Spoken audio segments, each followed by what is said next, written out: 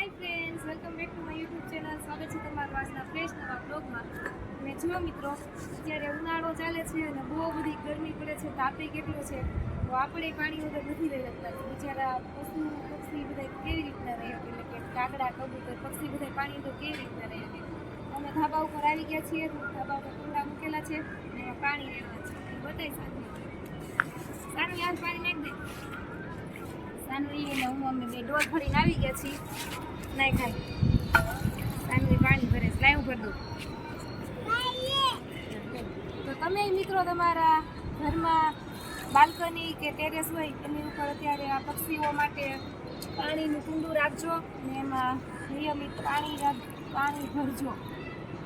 એટલે કે પક્ષીઓને તરસ લાગે તો ક્યારેક આમાંથી પી લે. ત્યારે પાણી વગર તો કેવું થાય બિચારાઓને ઉનાળામાં. હાલો બીજું કુંડું ભરવાનું. બીજું કુંડા ગમે છે બંધ કરી દો. જો બે કુંડા છાંયે રાખ્યા છે. છાંયે તો આવતા હશે ને કબૂતર.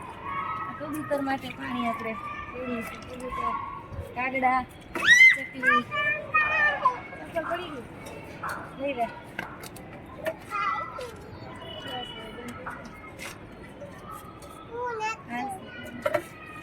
બંધ કરી